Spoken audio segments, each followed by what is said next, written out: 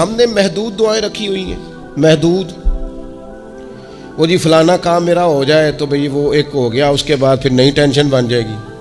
नहीं, मैं जी बच्चों की शादी कर लूँ जी फिर मैं फारिग हूँ। आप शादी करके देखें, लागू पता जाएगा कैसे फारिग होते हैं। आप यहाँ रुकते क्यों हैं? आप खुदा से आफियत क्यों नहीं तलब करते? उसकी बारगाह से वो क्यों नहीं मांगते कि जो एक कतरा मिले तो दुनिया और आखिरत के सारे काम हो जाए? उससे उसकी रहमत का सवाल करे, उससे उसके करम का सवाल करे।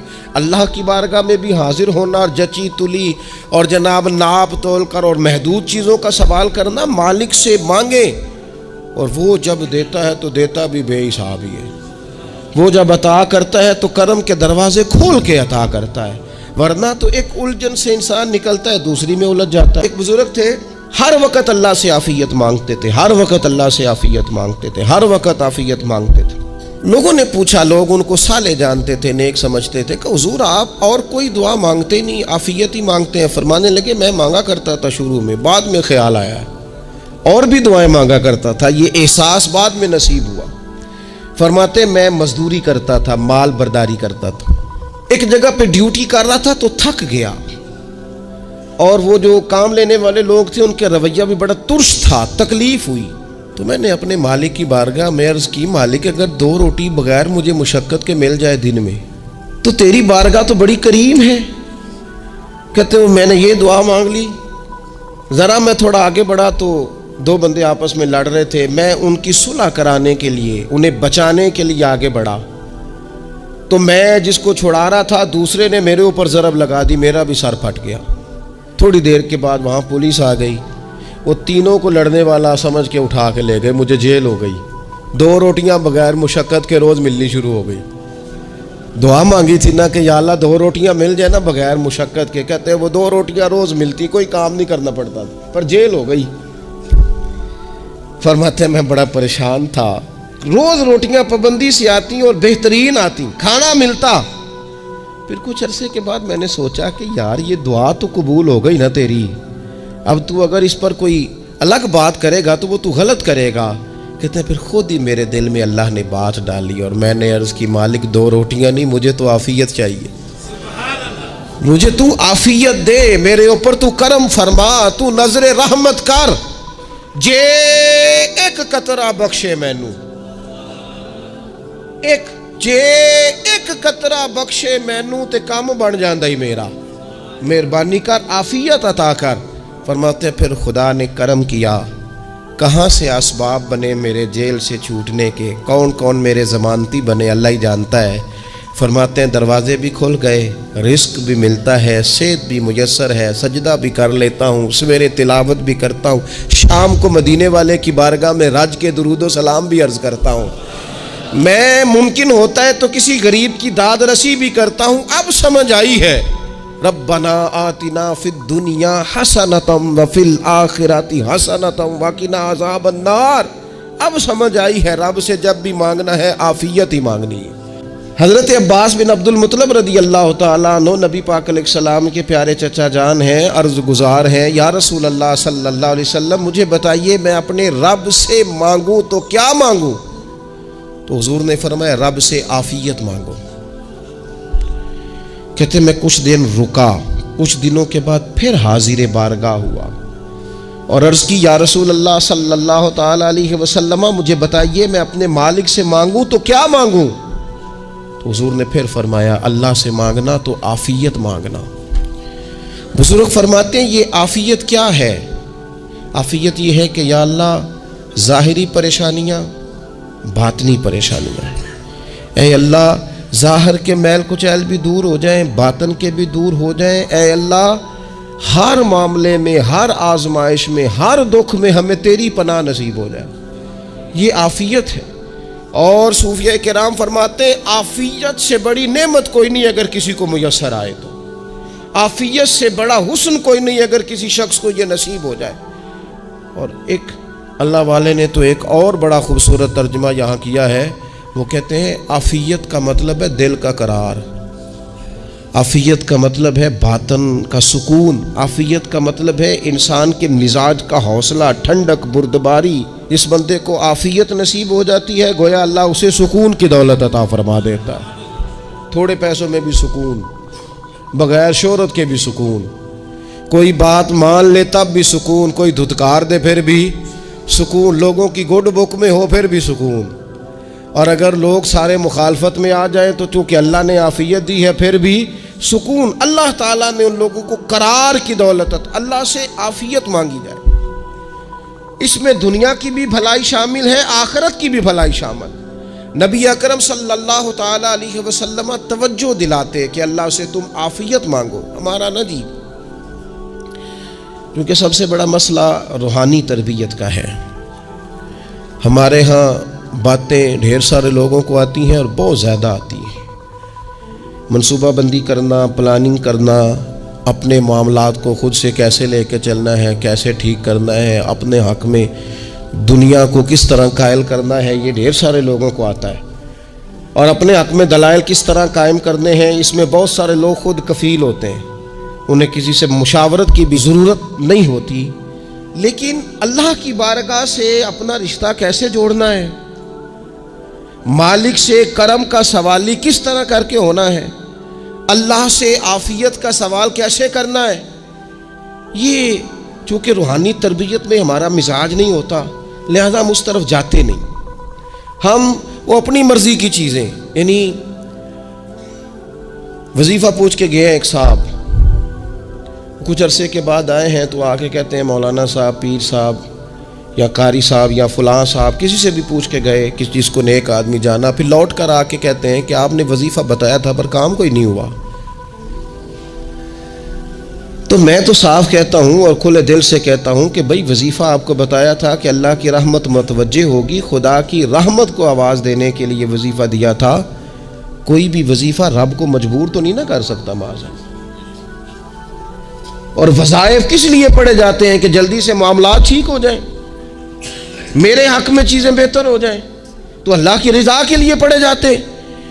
तो वज़ाइफ को, इबादात को, नवाफिल को, तिलावत को, दुरूद पाक को तो रज़ा इलाही का ज़रिया बनाना चाहिए। लेकिन हम चूँकि एक पूरा उलझाव रखते हैं अपनी दुनियादारी के मामला सीधे करने, एक पूरा खैर रखते हैं। वो लोग मिलते रहते हैं मुख्तलिफ बुज़ुर्गों की निस्बत के ताल्लुक़ से, तो बाज़ जगहों पे बाज़ लोग बड़े तेज़ होते हैं, यानी उनसे आपकी मुलाकात होती है तो बंदे को महसूस होता है कि यार इसे तो पहले ही सारी बातों का पता है। और कई दफ़ा उनसे मिलने के बाद एहसास होता है कि यार इससे तो थोड़ा सीख ही लेते तो बेहतर था, ये तो बात बड़ी आगे निकल गई। सारा पता होता है, बाशऊर होते हैं, लेकिन डर आता है अल्लाह से। इतना बाशऊर आदमी, समझदार, पंचायत, परया, लोग, दीन, दुनिया सारा पता है, नमाज का टाइम आ गया तो वो छुपता फिरता है। उसकी तबीयत पर बोझ बन रहा है माज़अल्लाह अल्लाह के हुजूर हाजिर होना, उसे खैर का काम करना पड़ रहा है तो वो इधर उधर निकलता जा रहा है। तो सवाल ये है कि फिर ये शऊर का क्या मतलब रखा हुआ है हमने? फिर अल्लाह से दुआ करने की ज़रूरत नहीं। वो हज़रत आरिफ़ रूमी रहमतुल्लाह ताला अलैह फरमाया करते थे, बाज़ लोगों को रब सारा कुछ देता है, सजदे की तौफीक नहीं देता। इसका मतलब यह है कि वो कहता है ये सारा कुछ ले और निकल जा, मेरे घर ना आना, रख सारा कुछ पास।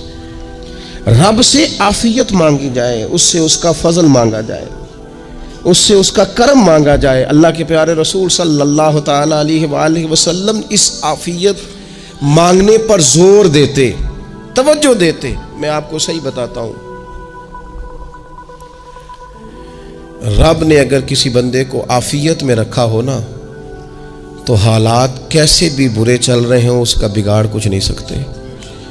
और अल्लाह ताला माफ़ करे, 100 दफ़ा खाकम बदहन अगर किसी वक़्त उसके करम की निगाह फिर जाए तो फिर सारे असबाब समेत भी इंसान अपने पैरों पे खड़ा नहीं रह सकता।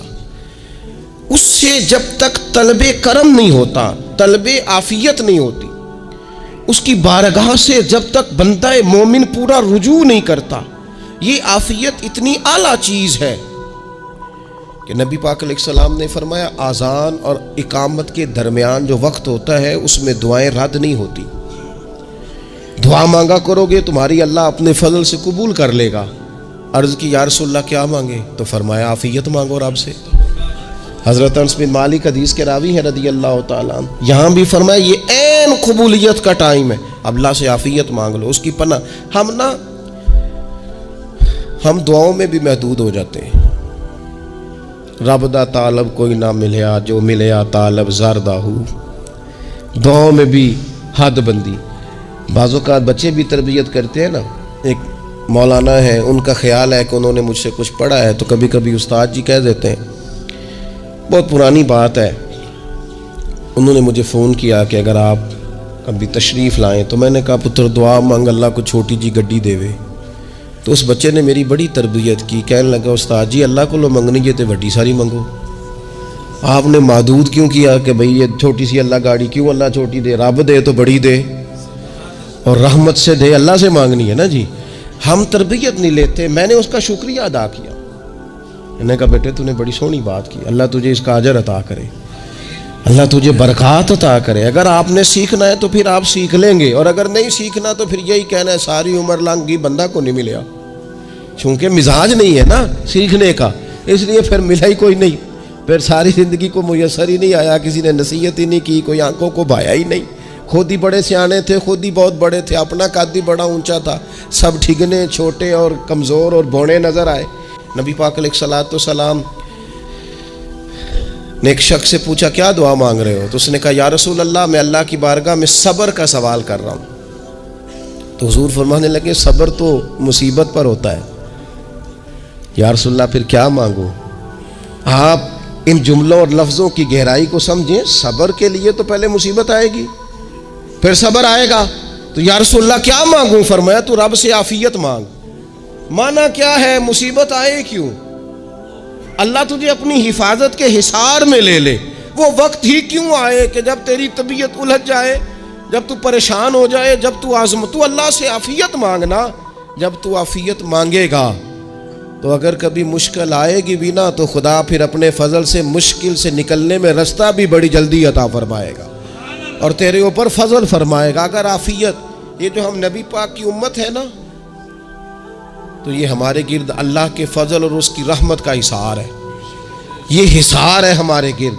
वो दरवेश ने कहा था ना कि करूं शुक्र कितना और करूं फ़ख्र कितना कि तेरे करम ने मुझे फायजुल मराम किया।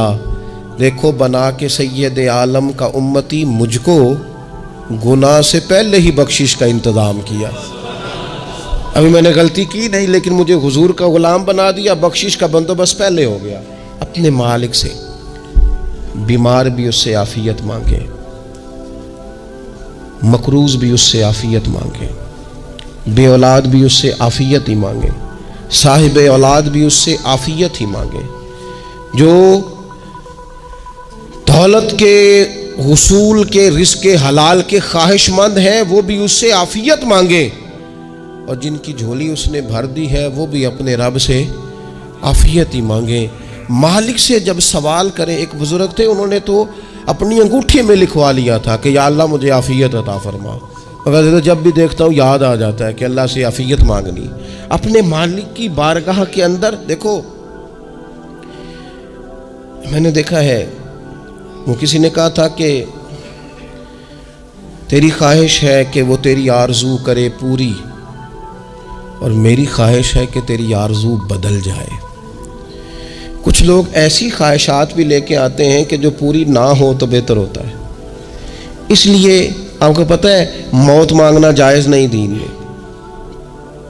मसाइब से घबरा कर, मुश्किलात से घबरा कर, ज़िंदगी के मद्दोजज़र से परेशान होकर मौत का सवाल करना जायज़ नहीं। किस तरह जायज़ है? इन लफ्ज़ों के साथ दुआ कर सकता है कि या अल्लाह जब तक मेरी ज़िंदगी बेहतर है मुझे ज़िंदा रख, और जब मेरा दुनिया से जाना बेहतर है फिर तो मुझे अपनी बारगाह में बुला ले। ये भी क्या है? ये भी आफियत का सवाल ही है कि या अल्लाह रख भी तब तक जब तक रहना बेहतर है। नबी पाक ने भी अर्ज़ा लिल उम्र होने से पनाह मांगी। हमारा ये मिजाज बन गया है कि हम अपने हक में ऐसी चीज़ों का सवाल कर रहे होते हैं जो कई दफ़ा हमें मिल जाए तो हमारा नुकसान करें। कुरान हकीम एक जगह पे अल्लाह करीम ने फरमाया है कि अगर सब लोगों को माल दे दूं तो बगावत करें, फसाद हो जाए। क्या माना कि अपना नुकसान कर बैठे लोग। हम अपने मालिक की बारगाह में बाज़ ऐसी चीज़ों के सवाली हैं कि जो हमारे लिए ठीक नहीं है, हमें उसके कर्म पर छोड़ना है, उससे आफियत मांगनी। और बाज़ लोग, क्योंकि मैं कह चुका हूँ शुरू में कि हमारी दीनी रूहानी तरबियत नहीं होती और हम कहीं से बाकायदा असबाक लेने के कायल ही नहीं होते, पूरी तरबियत का हमारा मिजाज नहीं होता, अपनी अकल और अपना शऊर और अपने हिसाब से हम ज़िंदगी को बिताना चाहते हैं। और ये जो मेरा दौर है ये वैसे ही उलझा हुआ ज़माना है, इल्ला माशाअल्लाह। पता नहीं कोई क्या बोल रहा है, कोई क्या कह रहा है, ऐसे है जैसे को मेला लगा हुआ है और कान पड़ी आवाज़ सुनाई नहीं दे रही। जिसकी दुकान पर कोई ग्राहक नहीं वो भी कह रहा है लाइनें बना लो। ऐसा उलझा माहौल है और ऐसी आजमाइश है कि लोग बेचारे परेशान हैं। देखें, जब तरबियत के साथ इंसान आगे बढ़ता है ना, हमारे पास मुक्तदा है अल्लाह रसूल का कलाम, हमारा पेशवा है रब रसूल का फरमान।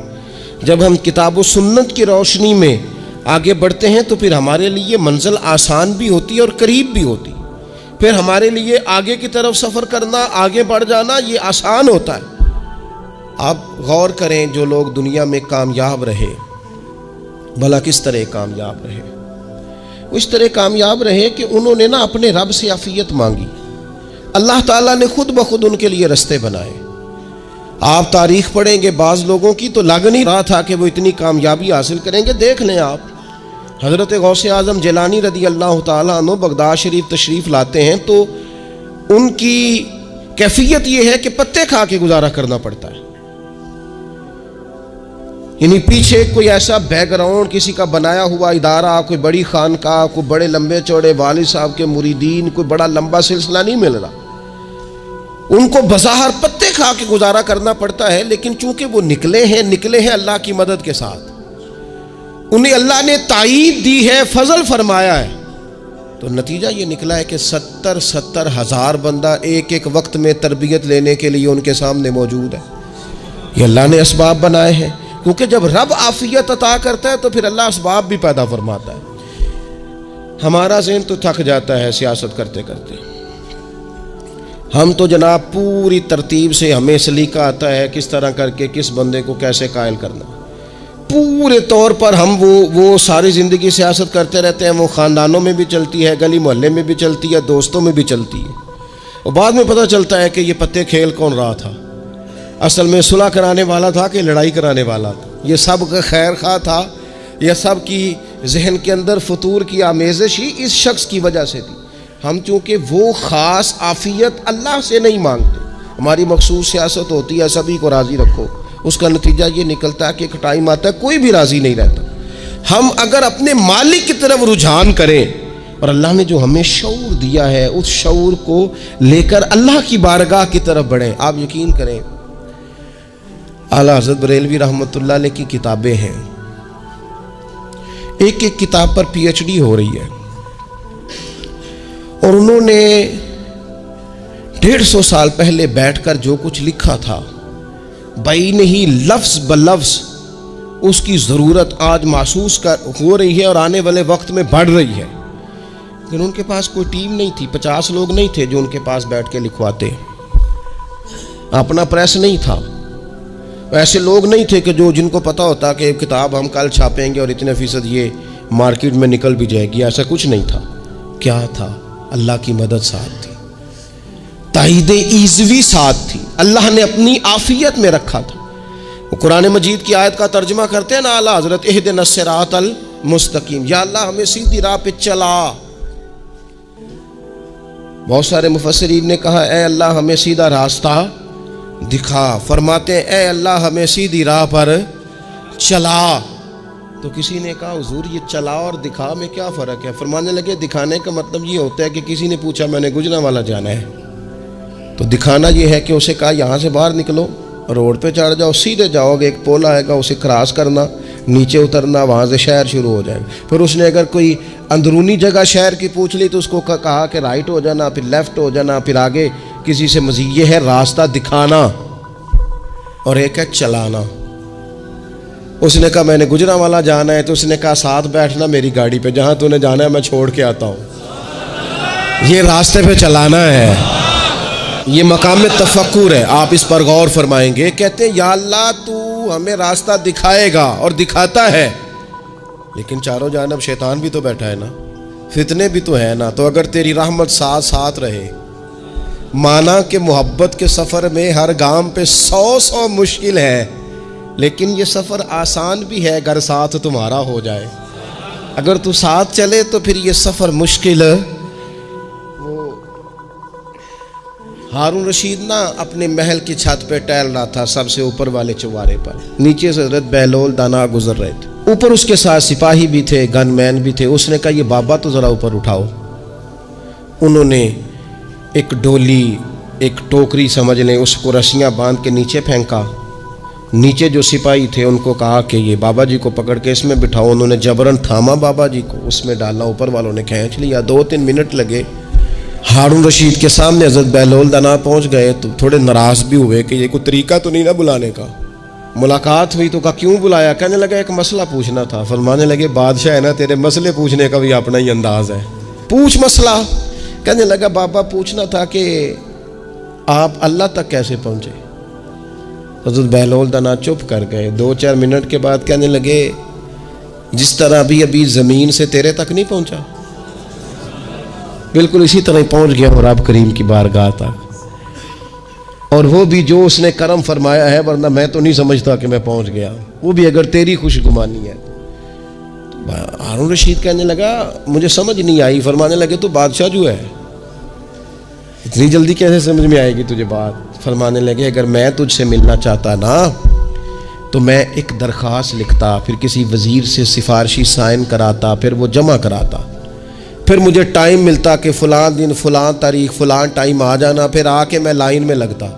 फिर भी तू बादशाह है, तेरा मूड बनता मिलने का कि ना बनता। जब मैं चाहता तो पता नहीं कितना टाइम लग जाता, जब तूने चाहा है ना तो 1 मिनट भी नहीं लगा। फरमाने लगे मैंने दावा ही नहीं किया कि मैं जद्दोजहद करके पहुंचूंगा, मैंने तो रब की बारगाह में आजिज़ी की है, फिर रब ने ही करम फरमाया है, उसी ने मेहरबानी की है। माना कि मोहब्बत के सफ़र में हर गाम पे 100 मुश्किल है, लेकिन ये सफ़र आसान भी है अगर साथ तुम्हारा हो जाए। उसके करम का साथ रहा है, उससे आफ़ियत मांगी है, अपने आप को उसके सुपुर्द किया है तो उसने करम कर दिया। जब तक ये मिजाज नहीं हम बनाते कि मालिक से आफ़ियत का सवाल करें, अपने आप को अपने रब के हवाले कर दें, उसकी रहमतों के सुपुर्द कर दें, उतनी देर तक ज़िंदगी में ठहराव नहीं आता, करार नहीं आता। मिशकात में मौजूद है, अल्लाह के प्यारे रसूल सल्लल्लाहु ताला अलैहि वसल्लम तीमारदारी के लिए गए तो सहाबाए कराम फरमाते हैं वो बंदा ना इतना पतला नहीफ और लागिर हो गया था जिस तरह चिड़िया का बच्चा होता है, कमज़ोरी ज़ोफ़ तारी था। तो महबूब करीम ने उसे देखा तो बड़े करीमाना अंदाज में करीम फरमाने लगे तू कोई दुआ नहीं मांगता, तू आफ़ियत नहीं मांगता अल्लाह से? अर्ज़ की या रसूल अल्लाह सल्लल्लाहु ताला अलैहि वसल्लम, मैंने अपने रब की बारगाह में अर्ज़ की है मालिक क़यामत का अज़ाब बड़ा सख्त है, मैं नहीं बर्दाश्त कर सकता, तूने अगर मुझे कोई सज़ा देनी है तो यहीं दे ले, क़यामत को ना देना। तो कहते महबूब फरमाने लगे सुभान अल्लाह, ओ खुदा के बंदे तू रब की सज़ा दुनिया में भी नहीं सह सकता, अल्लाह से ये भी सवाल न कर, तू रब से कह रब्बना आतिना फिद दुनिया हसनतम व फिल आखिरति हसनतम व किना अज़ाबन्नार। तू रब से दुनिया में भी हसना मांग, भलाई मांग, तू आखिरत के लिए भी भलाई मांग, तू उससे आफियत का सवाल कर। तूने ये सवाल क्यों किया? अर्ज़ की या रसूल अल्लाह करम हो गया है, मुझे समझ आ गई है, अब मैं इसी तरह ही करूँगा। अजीज़ दोस्तों, हम कहाँ सह सकते हैं?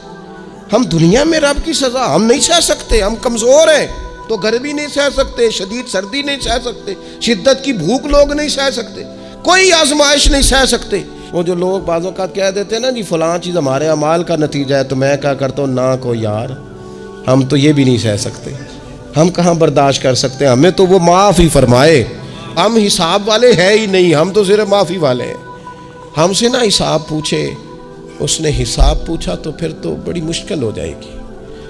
अगर उसने हिसाब पूछा तो बड़ी रुसवाई हो जाएगी। अगर हिसाब पूछा तो मुश्किलात सामने दिखाई देने लग जाएंगी। हमसे तो वो दरगुजर वाला मामला करे, हमसे तो वो कहे जा मैंने महबूब के सदके तुझे माफ़ किया, जा तेरे लिए रहमत और बख्शिश वाला फ़ैसला किया। वो कोई सबब, उसकी रहमत किसी सबब को देख ले और दरगुजर कर ले।